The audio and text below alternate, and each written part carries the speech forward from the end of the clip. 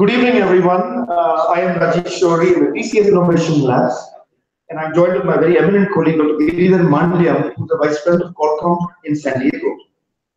Along with Dr. G. Venkatesh and Professor Uday Desai, 10 years ago, we did to sense a little bit, and we so-called the founders of the conference, COMSNETS. Never realized that in 10 years from now, this will become a global brand. We have people from all over the world, faculty, students, startups, NGOs, governments, and other folks will come here and make it a grand success. So on behalf of the COMSNETS Steering Committee, on behalf of the COMSNETS General Chair, the entire organizing committee, and on behalf of the COMSNETS board, which is run by a very strong board, the association, it is a great pleasure, honor, and a privilege all of you to the banquet of the 10th edition of COMSNETS.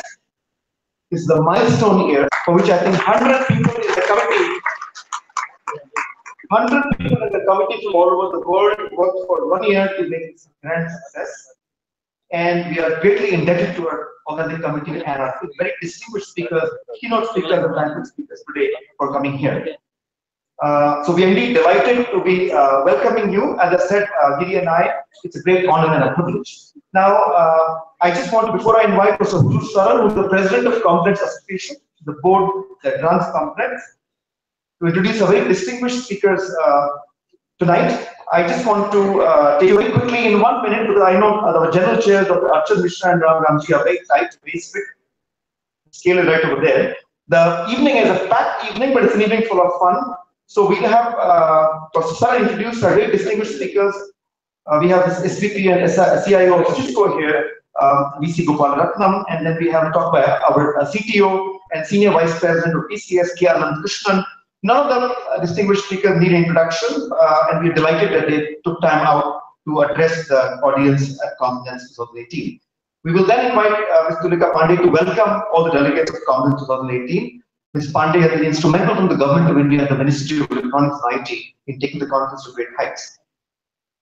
Sandra Kumar, the Director of IC Bangalore, we're going to request you to propose a vote of thanks. We then have, we're requesting Ananth and Gopal to hand over the Best Paper Awards. So all the chairs, please be ready for that with all the certificates. You had outstanding paper this year in all categories. So we're going to request you, Gopal, and Ananth to hand over the awards.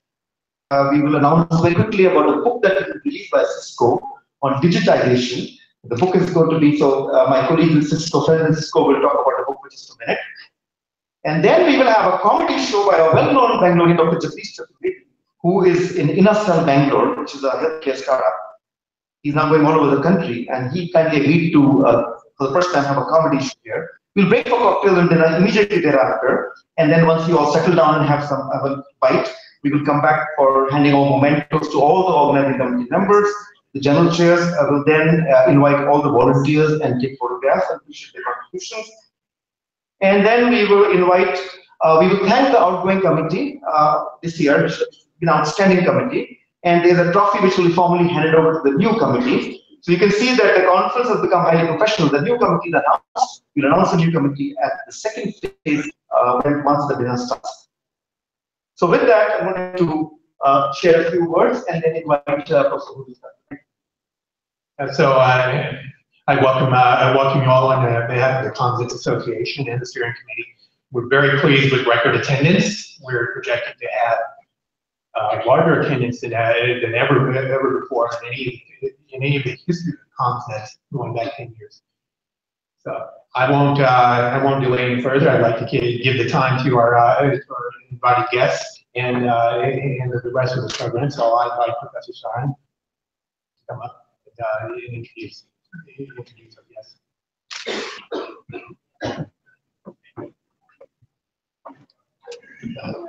Thanks, Giri and Rajiv.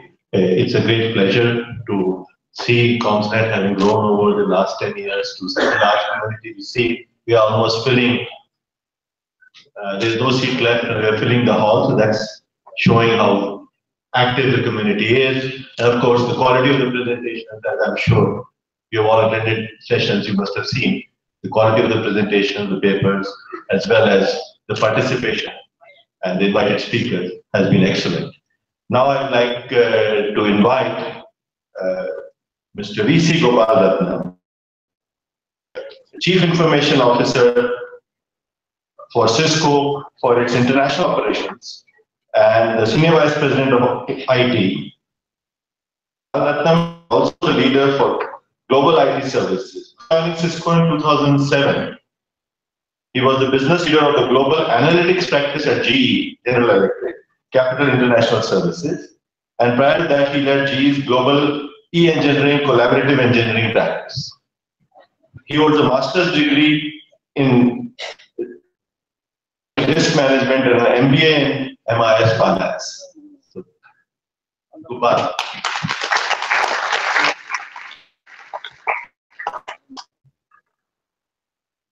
Thank you. Good evening. Thank you so much. We'll keep it very short, 10 minutes. But again, thank you very much for giving us the opportunity to be here and be a part of COMSNET. We really live in very exciting times. There's never been a better time than right now to be in the technology industry. It's also the worst time for us because we also have to keep reinventing ourselves all the time. Because technology all the time. It used to take about 5 years for technology to be developed and implemented at scale. And today that whole thing takes about 6 months. And in 6 months, if you're not relevant, somebody else is relevant, you kind of are out of a job, right? So that's why I keep telling people who are straight out of college, who are 20 years old, who have to work next 40 years. 6 months. How much stamina do you have? Can you survive the next 40 years? So I'm very happy I'm closer to retirement than to start a professional career. So I just want to share some statistics with you, right, which might be of interest to you. Think about it. About 10 years ago, Cisco introduced technology called CRS3, which service providers were using. It could support bandwidth of 322 terabits per second. 322 terabits a second. The question that was asked of us is, how many people do you think will buy this thing? 5, 10 maybe? We've actually sold hundreds and hundreds of these, which tells you that the world is really looking at data kind of overload. And that bandwidth, nobody is surprised by that anymore. Talked about 3 years ago, somebody said that by the year, actually 5 years ago, by the year 2020, you'll have 1 gig per second to the home. That's it in India, really? Guess what? About 6 months ago, Hyderabad launched it. It's already happening in the house. This is 5 years earlier than expected. And if you look at the information that's produced today, you pick up the New York Times and you take 1 week of the New York Times. That has more information in it than the entire 19th century. 1 week. And clearly, if you take the iPhone is much more powerful than the computer that piloted Apollo 11 to the moon. Think of that, right? The other one, of course, is the fact that mankind has been on this planet for 120,000 years. And 99% of what we know today was invented in the last 200 years. So I don't know what mankind was doing for the other. But 99% of what we know today was invented in the last 200 years. And by the time 2050 rolls around, 90% of what you will know in 2050 will be invented between now and 2050. That is the speed, and that is the world that we're living in. And really, the only thing that is going to work for us moving forward in this particular paradigm is technology. And technology changes are happening like crazy. And every organization, it doesn't matter whether they're in the public sector, private sector, in academics, government, whatever, is digitally transforming today. And those companies or those organizations that don't transform themselves digitally with technology are going to be left behind. And that's unfortunately what's happening. And I always use this example. I assume everyone in the room eats Domino's pizza, right? Or had Domino's pizza. Have you looked at the billboard or the sign for Domino's and whether it's changed in the last 2 years? It used to say Domino's Pizza, now it only says Domino's, which means that, what does that mean? Domino's Pizza doesn't consider itself a pizza company anymore. They consider themselves a logistics company, which means they're using technology to transform everything that they do. And if a if a pizza company which is not known for technology is transforming that way, everybody else really needs to follow. And therefore, digitization is going to be the foundation of everything that we do in the coming decades. There are clearly different aspects of digitization. It's probably the most over-analyzed topic out there. I'm not going to go into the details of all of that. But needless to say, it's about security, it's about data, it's about cloud, it's about mobility, it's about networking, it's about connectivity. And you can call it IoT, you can call it whatever else you want. At the end of the day, networking and connectivity is really what's going to transform the world moving forward. And in order to do that, it requires partnerships. Partnerships at multiple levels. The first one is between government and the private sector. Neither one can do it alone. So we really have to work together in order to make this thing happen. The second thing is between industry and academia. Neither one can do it on its own. They really have to come together. And then really the whole thing about an ecosystem. No one organization or no one individual can drive this digital transformation moving forward. You have to be able to work within an ecosystem of companies, an ecosystem of partners, an ecosystem of resources. Because all of us are in this thing together, and with all of this going on, the world is competing completely in a different way. You know, people that you're partnering with today are your best friends today, are your biggest competitors tomorrow. And that will change the day after tomorrow. So how do you succeed in an environment like that? And the only way to do that is through partnerships. Now, clearly, the government of India is doing a ton of work in trying to transform the country, the digital transformation in India. The local manufacturing, you can call it, Skills India, Digital India, connectivity out to everybody, national broadband program, modernization of the defense. There are so many initiatives going on. But clearly, in order to make that thing work, industry, government, academia, all of us really have to come together. We've got a fabulous opportunity because we're the youngest country in the world, getting younger day by day. And in the next 10 years, it's a massive opportunity for India to actually top of the digitization world, right? And that's the world that we live in. It is very exciting. It is very challenging. The world is looking to us for guidance. The world is looking to us for examples and make that. Okay. Thank you.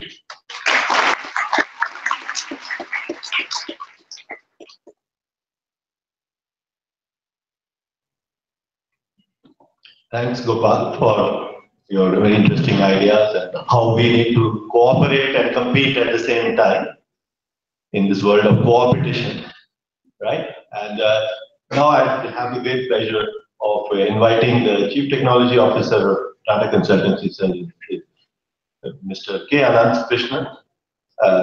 Ananth directs research and innovation in TCS. Ananth has architected a 4E model to make invention, innovation, co-innovation at TCS deliver value to TCS business and its customers. Under his leadership, the TCS research community has created a significant portfolio of patents, papers, and IP. Ananth has been a member of the TCS corporate think tank since 1999 and has led several strategic initiatives. He has been a principal architect and lead consultant in the architecture and technology consulting practice, and earlier he headed the TCS system management and system software group. Ananth is on the customer advisory board of several organizations, including Symantec and IBM Rational. He was elected a fellow of the Indian Academy of Engineering in recognition of his contributions towards engineering in 2013. He is a senior member of IEEE and a member of CSR. He is an invited faculty at the Department of Management Studies at IIT Madras. He is also, of course, very actively involved with the Tata Sons and helping them in their quarterly management review.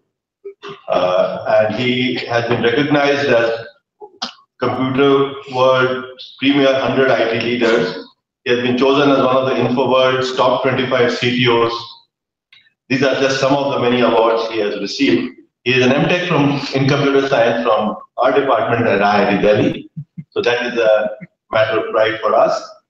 He is in fact, a distinguished alumnus. When I just became head in 2009, and he visited us, and we were fortunate that we could recognize his great contributions in the field, and he was recognized as a distinguished alumni. So it's a great pleasure to have him over and have his thoughts.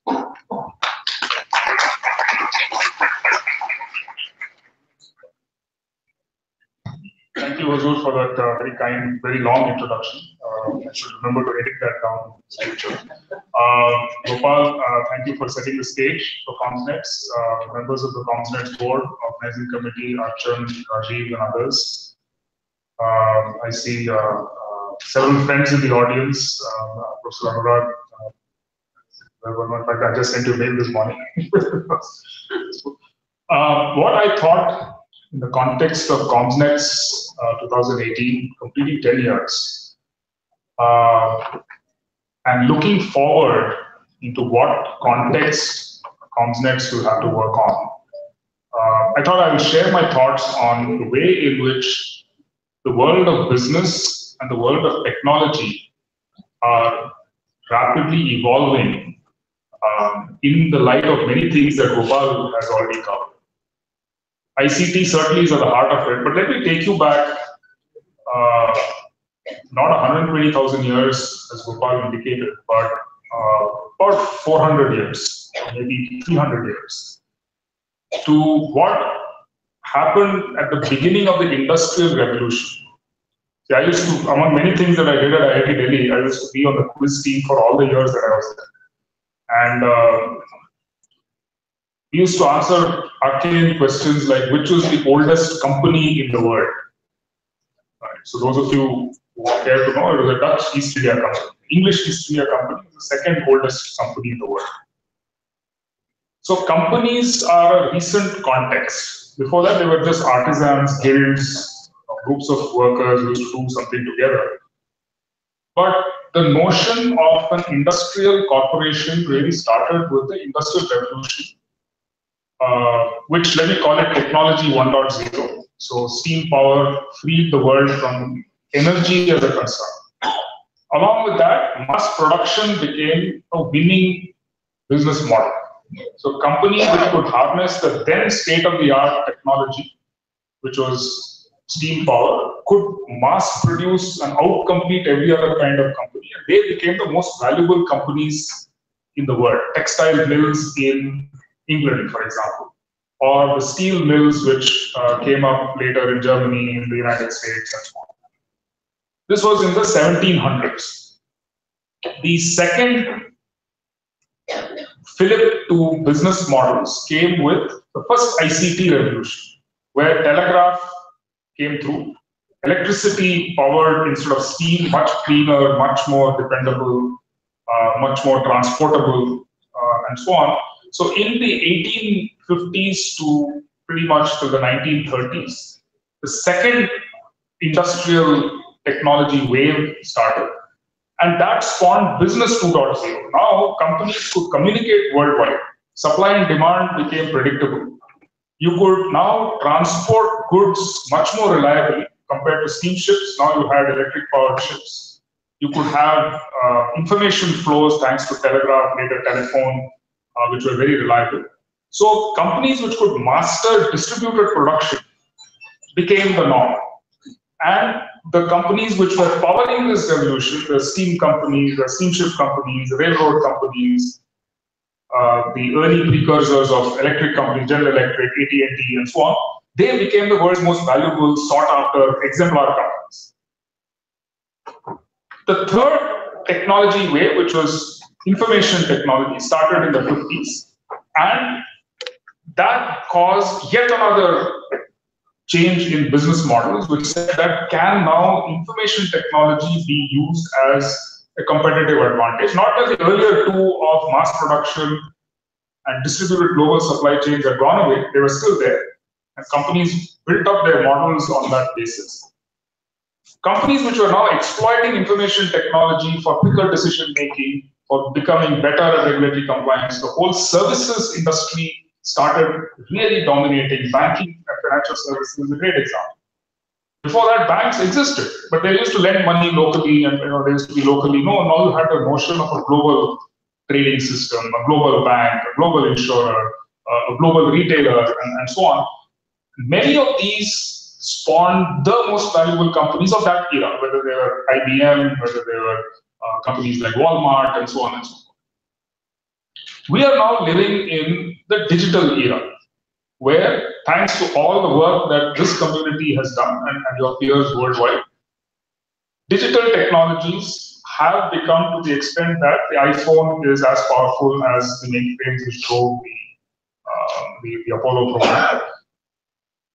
Not just that, communication is instantaneous. Information is available in a way that 150 years ago, 200 years ago, the telegraph and the telephone promised, but now you can actually deliver to millions, billions of people. The ability for these technologies to be leveraged by a new business model is also emerged. That's what we in TCS are calling Business 4.0. Business 1.0 was mass production, Business 2.0 was distributed supply chains, Business 3.0 is information technology leverage. Business 4.0 has 5 characteristics. What are the world's most valuable companies doing today? One indicator is to look at the world's most valuable companies in each of these eras. Today, that list of, let's say, the top 10 market cap, whatever measure you want to use, is dominated by these Business 4.0 kind of companies. On conventional measures, they may not look that hot. They may not have the most assets. They may not have the most people. They may not have the biggest balance sheets. But they seem to be doing something which is very exciting. Right? So whether it's an Apple, whether it's a Google, whether it's a Tencent or a Baidu or a Tesla or an Amazon, they are capturing the imagination of this Business 4.0 way. So what are these companies doing? The first thing that they're doing is that they are redefining the way in which they interact with their customers. A 3.0 company would look at customers and say, I'm a B2B, business-to-business company. I'm a B2C. I can serve 100 million customers. In fact, for a third-gen Business 3.0 company, 100 million customers was a major milestone. You would go out and celebrate. If you take the largest bank in India, State Bank of India has about 250 million, 300 million customers. They have maybe 500 million accounts, but 250, 300 million customers. Big deal. If you take any other company, they are in that range. A Business 4.0 company doesn't blink an eye to serve 1 billion customers, 2 billion customers, 3 billion customers. So they're doing something to attract so many customers, retain them. How are they doing it? They're creating a tailored, individual, personalized experience for every customer all the time. If you open your Facebook page, if you happen to be on Facebook, it looks different every time you open it. If you have a phone, doesn't matter which phone, it looks different every time you open it. It's personalized to you. Your phone, exactly the same physical hardware, the same communication software, etc. Great. But now it looks different. It might be an alert, there might be a warning, there might be a news stream, there might be something. So extreme personalization and extreme scale is one thing that these companies are doing. How they're doing it is technology. That I presume all of you know how to do. Second thing that these companies do is to leverage ecosystems to derive enormous exponential value. In all the 3 previous eras, business was about a seller selling to a buyer. The buyer would then give value back to the seller. So unit transaction. You can call it a linear model. In these companies, the linear model is still the basic unit of work, but that basic unit of work is now created into an ecosystem. So a company like an Amazon has a huge network, and Alibaba has a network, and Apple or a Google has network business models which add exponential value to the same unit multiplied 10 times over. The same asset is sweated 20 times over, 50 times over, 100 times over. That is very unique, and they're leveraging technology to do it. That is driving ecosystem value, and it is driving exponential value for these companies. The fourth characteristic is that these companies have a very different view of risk and resource. Many years ago, several companies, including Tata Motors and Nissan and GE, General Motors and so on, came up with the notion of electric cars. Right? Tata Motors had an electric Indica 10 years ago. Nissan had the Leaf. Chevy had the Volt. But it took a Tesla to capture the imagination of the electric car industry. And they had the same challenge that the earlier companies had, that batteries were not as easily available as gasoline or diesel. Now, what does the mindset of Tesla or their founder Elon Musk do? It's a risk to his company. So he says, I want to solve it with a mindset of abundance and say, let's set up the world's biggest battery factory. Whether they pull it off or not, whether the battery factory will work, and so on and so forth, he's managed to convince investors to put money into a giga battery factory, and not one, but probably many. This is the kind of business model elements which seem to be driving business 4.0 companies, which are running on the technology 4.0 that we have created. The reason I kind of diverted into this is to give you a picture of what is it that the technology community invents, the consequences of that and the business models of that are equally, if not more complex and exciting. So as core technologists, when you talk about IoT, when you talk about networks, when you talk about 5G, when you talk about data, it's important to understand that these are building blocks which will be used in different ways. Just like in the earlier era, steam was used, electricity was used, telegraph was used, telephone, first wave of information technology was used to create new business models. New business models for the stuff that you are inventing are emerging. What does it mean to COMSNETS as a community? I think when you are looking at these technologies, and if I pick on 5G as one example that I'm sure many of you are working on in different ways, 5G is not just another linear extrapolation of earlier generations of communications technology. It's got the potential to be a truly convergent technology. It is about the network, it is about data, it is about applications, and it is about the experience that that application can deliver to a business, to an individual, to a worker on the floor, to somebody learning something at home or in a college. It is about the full spectrum from the electrons and bytes moving on media on the one hand, all the way to human experience on the other. COMSNETS, I think, is, if you look at the agenda that you all had 10 years ago to the agenda that you have today, you already will be noticing that shift. I'm sure there are enough topics and more that will be on the deep learning, on data, on analytics, and so on, as there are on communication protocols, on 5, on 2G, 3G, etc., whatever might have been relevant when you started 10 years ago. I think that shift has to accelerate, because once you are now getting closer and closer to the end user, getting closer and closer to the application edge, you are the only people who know what the technology is. Don't lose sight of that. But if you can understand what the technology can do, I think you'll be better scientists, better engineers, better contributors in your own teams. I'd like to end with to many of the younger colleagues in the room, that the generation that you live in has a unique opportunity driven by two demographic trends. And this is India specific as well as global. One, that there is a demographic dividend in India. Second, there is a global increase in human longevity.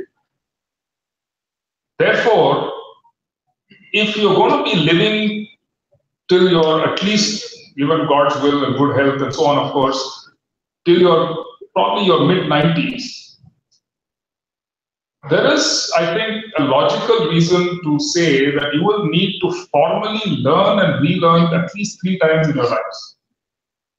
If you graduate with a PhD at the age of 27, 28, I think it would be silly to assume that it will be relevant when you're 70 or 80. So you're not going to retire at 60. You're going to be healthy and productive till well into your 80s. So therefore, be prepared to do not 1, but maybe 2 or 3 PhDs in 3 completely different areas during your lifetimes. I'll conclude with a very nice article that Bob Lucky, who used to write a very nice column in IEEE Spectrum and it's still there on the web. You just search the last engineer. It's a column that he wrote about 20 years ago. So apparently the world at some point in the future becomes so, shall we say, used to higher and higher levels of abstraction of technology, that finally there is only one engineer left in the world who knows something, who can at least read the manual. Right? So the poor fellow is put in jail with a big chain on his ankle, and all the world's manuals are stacked next to him. Right? Keep that vision in mind, but live long and prosper. Thank you.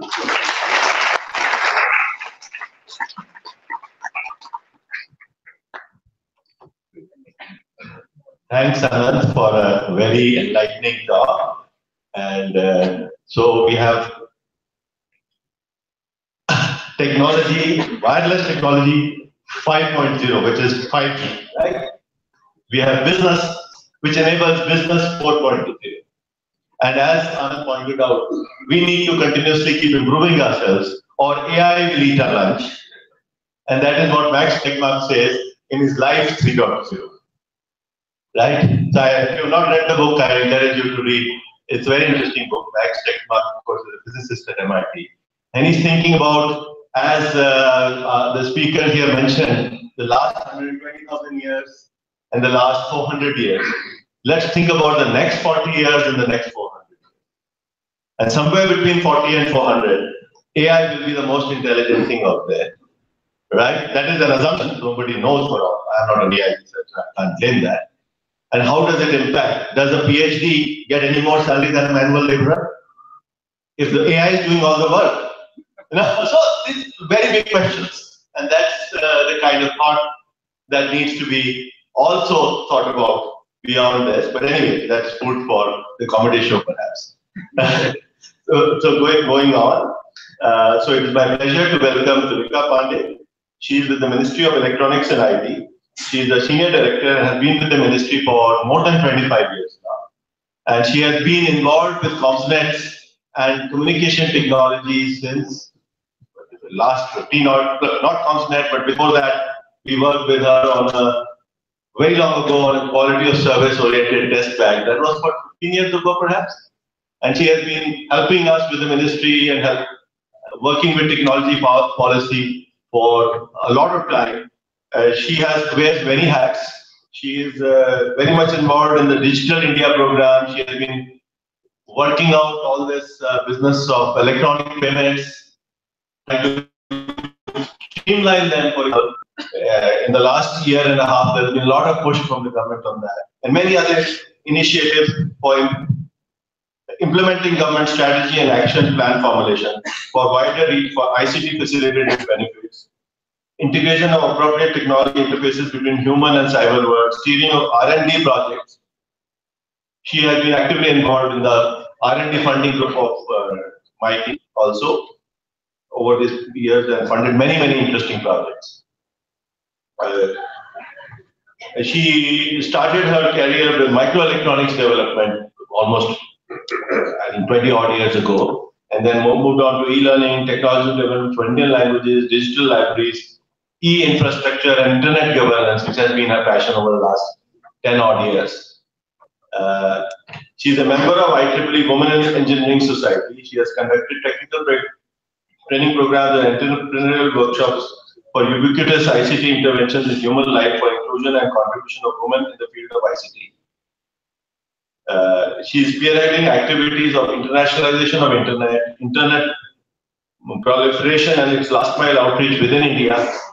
She represents the concerns of India and the government, in particular in the international and national forums of internet governance, internationalization of internet, and women in ICT.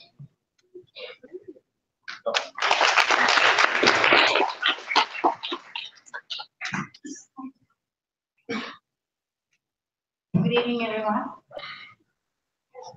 I'm really fortunate to be a part of today's occasion and also to be a part of COMSNETS since its inception. I am here also to acknowledge on behalf of the Government of India the value that this research and academic community brings to this nation and the honor that this COMSNETS conference has added to the country. And we are hoping that very soon the current nature of the COMSNETS would now start to grow out in regions where it is able to touch the policy making, is able to touch the academia in terms of trying to connect research and education with the actual requirements of the industry today or of our nation as such. And I hope to be a part of that initiative, and we hope to really outgrow this COMSNETS community, which has now reached a decade since its inception. A very interesting thing happened when I briefed my government's leaders about COMSNETS. They pleasantly were surprised and asked, how is the COMSNET functioning? Because you've never come to us seeking funds for COMSNET. And that is the beauty of this community that sits in front of me today. And I was very proud to see that they would not really come to the government for funds. They would come for many other purposes. And we hope that this community will someday come with an advice or maybe a document which is more going to contribute to the government's policy formulation on the latest emerging technologies. So today, just to put a factor in here, in June 2017, we have faced more than 28,000 incidents. And these are the incidents that were reported to us. We know that at least 30% or 25% more would have occurred, which have not been reported as incidents because of the institutions feeling that they were not prepared. So that is a legacy that we are now trying to turn around to say that since these communities today are now aware about the loss that they would go through, they do not put their SOCs in place.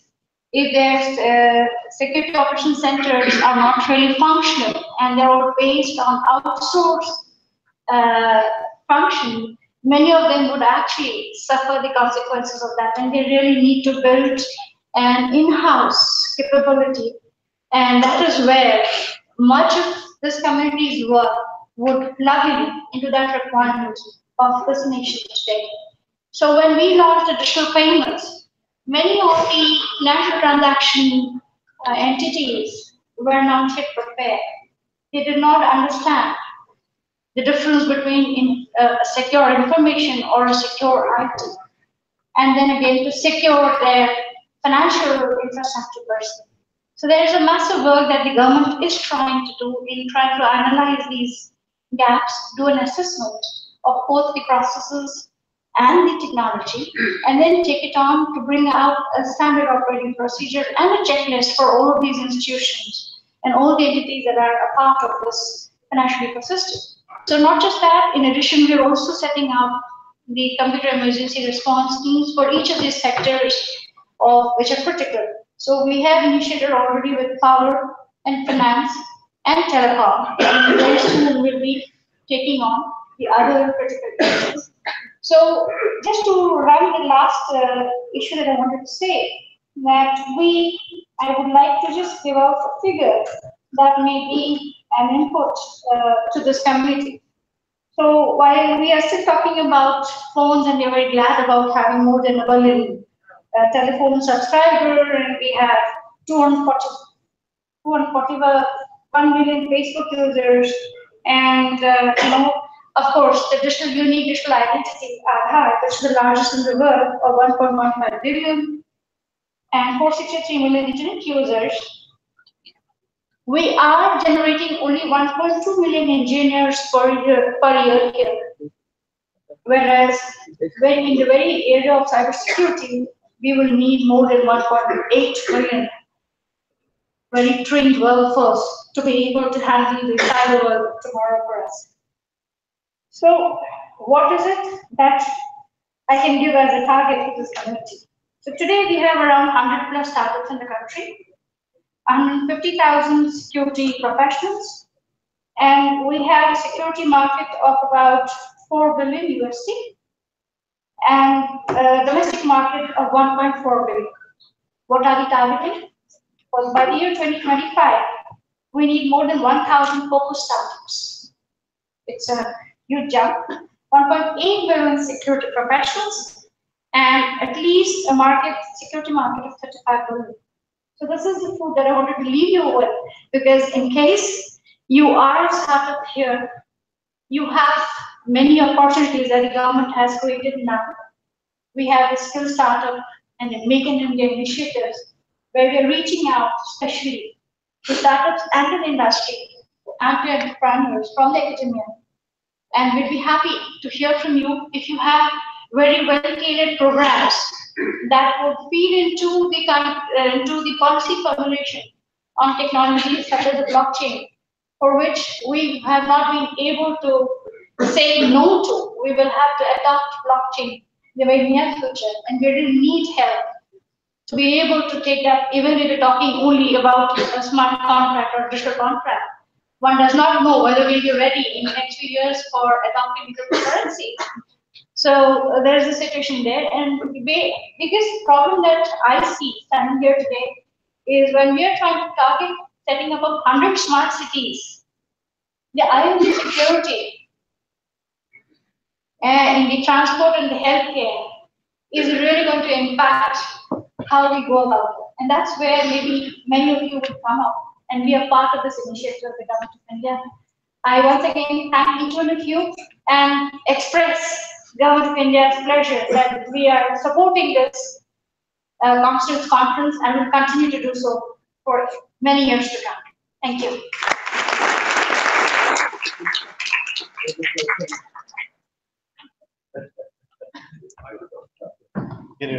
As always, I run away from the. Yeah. A good question. Now you look at the board behind you. Yes. The only Indian company name I see is TCS. Yes. Everything else seems like a non-Indian company.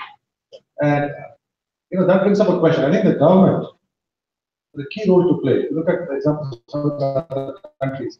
The government has created very smart policies where through barriers and so on, they provided a ground for their companies to compete and go up.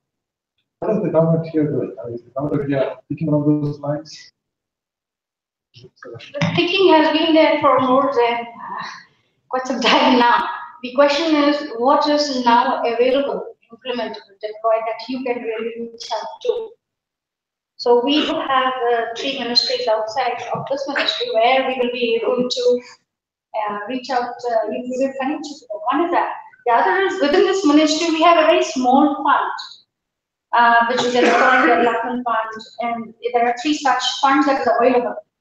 Issue is whether we are talking in terms of supporting a larger number of entrepreneurs, or we're talking about focusing on a particular industry to grow, and that's where we really will have to make a choice. So the ministry has set up IoT Innovation Center with NASCOM, their industry association, and similar incubation boards, not just at the association of the industry, but also in the academia. So IIT Kanpur is one of the beneficiaries of an IoT Excellence Center, and you have similar other centers that we have set up. And incidentally, the 5G initiative that was mentioned here was first initiated by us at IIT Madras, including the other 6 major IITs, which are all partners. And phase 2 was to now set up a test bed for 5G, India's own initiative on the 5G. We have been also supporting the TSDSI, and we have been members. We have been presenting our cases in the 3G. And that's how the government has been, there are efforts where it's taking on, and I'm happy that now we have the DOT taking on the 5G, because that will take it to its final conclusion. And that's where I'm sure the MeitY, the Ministry of Electronics and IT, and the Department of Telecom will be actually working together to make this successful initiative. Thank you.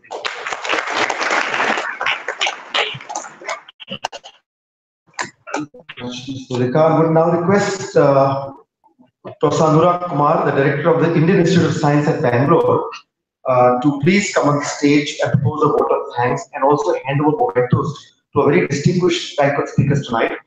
I would like to recall and remind all here that Professor Anurag Kumar served as the first president of COMSNETS board, which is called the COMSNET Association, and he was the president for the first 6-7 years, and now, of course, Huzu sir is heading the board. So, would request Professor Anurag Kumar to please come on the stage and thank the speaker and hand over mementos. Thank you very much.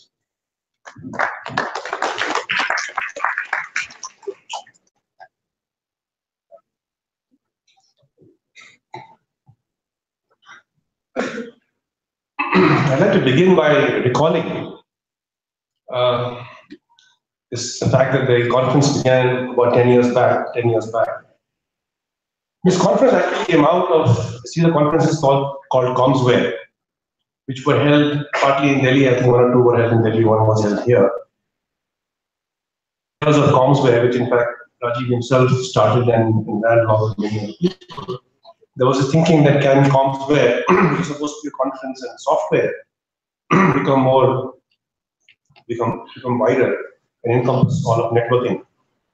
At that time, I remember we were even looking for a name for the conference, and several of the people who were there at that time, including Jim Carosa from, they were here at that time, University of Massachusetts in Amherst at that time. So he and several others brainstormed over email, and finally, after several iterations, this name COMSNETS came out. This conference has gone from strength to strength, and I think the number of people in the audience is quite mind-boggling. I think there are no families here today because such a large audience. If in families as well for Banquet as they used to be, they probably will have twice the number of people. Every year, people look for several people look for a certain conference to go to. Some of us look for Infocom, so we look for that date and we submit to that conference. Or some of you look for SITCOM. I'm hoping that soon this conference will become similar, that everybody who's interested in networks, whether it is theoretical theory, or whether it is practice, whether it's systems, would be looking for the submission date for this conference, and you would want to come here every year. This hotel probably has become a bit small. You can see from this crowd here, and so we may be looking for another venue. I think that's up to Rajiv and others to do. Some time back, there was also a question, why have a conference in India? After all, there are a sufficient number of conferences all over the world, and people can travel to them. Why have a conference in India? I think it's somehow, I always think of the cricket analogy out here. The reason why we have so many good cricket players here is because we have an IPL in India. And this is the ability of our cricketers to invite the best players of the world and play with them, that our cricketers have become so good. Some years back, I understand there was a Gavaskar era and there was a Tendulkar era. And today, each time you watch a match, you see a new player out there. And he's better than the previous one. So I think that's why we need to have a conference in India, a good one. It attracts the best in the world and excites the young minds here to do good research and networking. With that said, I'd like to thank the 3 speakers we've had today. Mr. Gopalratnam from Cisco, thank you very much for being here. Mr. Ananth Krishnan, I did receive your email, I just replied to it. I was not aware of the initials KA, I already was Ananth Krishnan. And Tulika Pandey, who's been a close collaborator for a long time. Unfortunately, Mr. Bhavita could not come this year, but he is also a big supporter of the conference and he's retired from service. And of course, I don't only want to thank the 3 speakers at the banquet. I must thank, because I'm not as engaged with the conference, I have many other things to do, I don't have time. But Rajiv and his team, and Huzu and his team, have really kept this conference going. And I think we should really give them all a very big hand.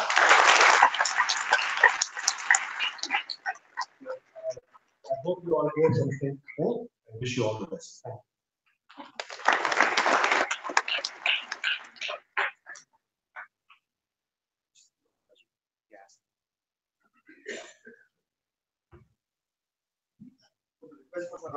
Hand over mementos to our distinguished speakers tonight. I request Gopalratnam to come on the stage, please.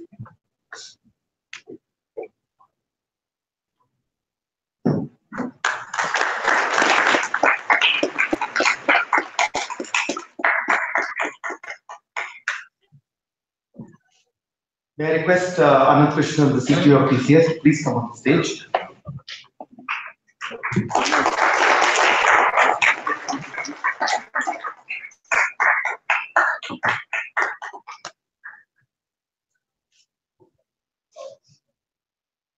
Ms. Tulika Pandey, kindly come on the stage.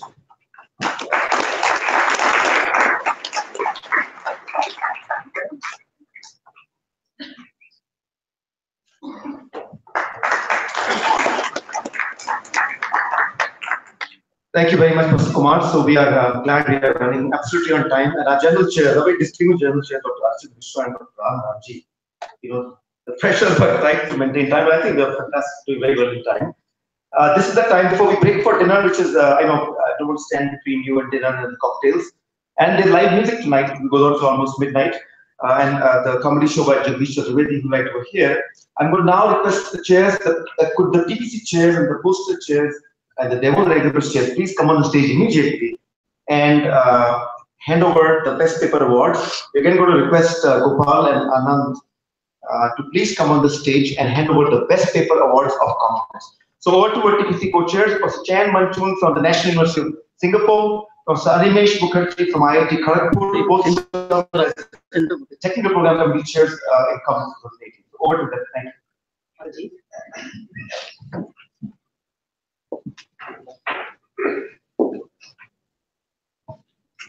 So, time to unroll the suspense. So, we will first announce the best papers for the main conference track. So, we'll start with, so there are 2 awards in this category, the best paper honorable mention and the best paper award. So, we'll start with the best paper honorable mention. So, the award goes to user response based recommendations, a local angle approach from IIT Bombay. The authors are Kavita Salman, Menon, Manjesh Anawal, Aitan Altman, and Raman R. And Salman will receive the.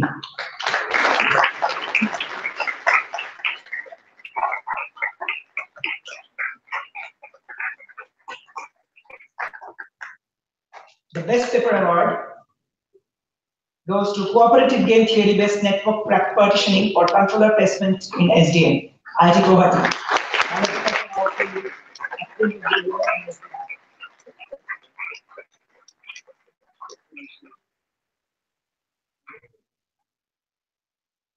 The best poster award, there are 3 best posters.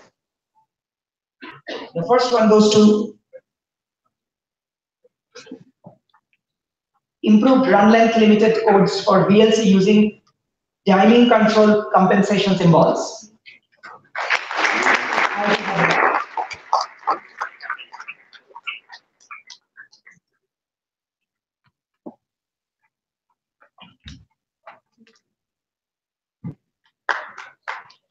The second poster goes to what are the spectrum sensing input duplex CRM with primary user activity.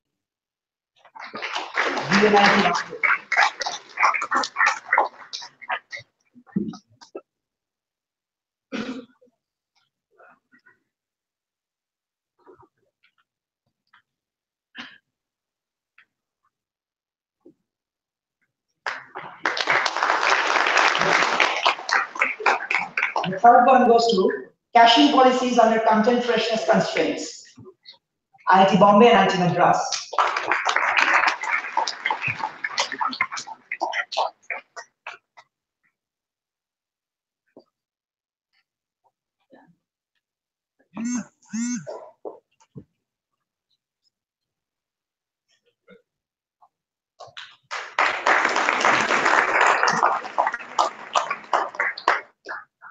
The next category is for Graph Forum. So here again we have 2 awards. The first one goes to automated EBM-oriented summarization of active or recruiting clinical trials, IIT Kharagpur.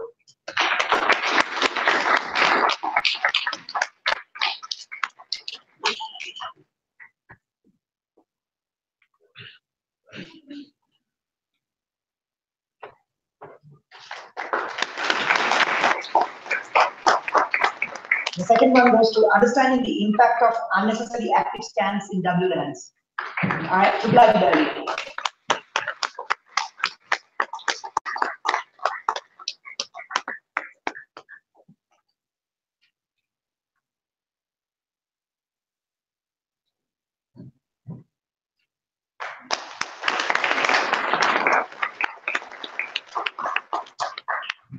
The last is the demo category.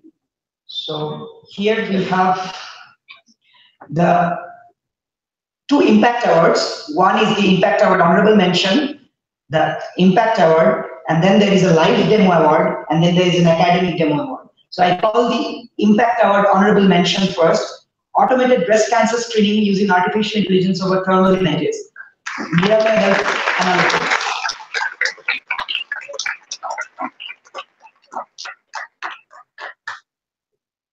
The impact award, affordable innovation in medtech, showcase and research dissemination in Axel.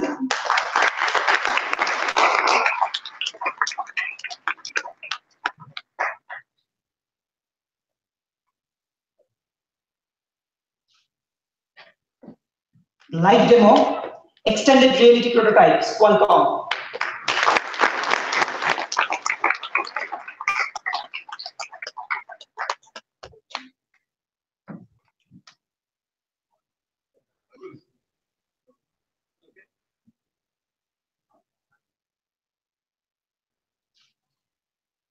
And the last one, academic demo, LT Wi-Fi radio level integration at this layer, a demo of LWIR, IIT Hyderabad.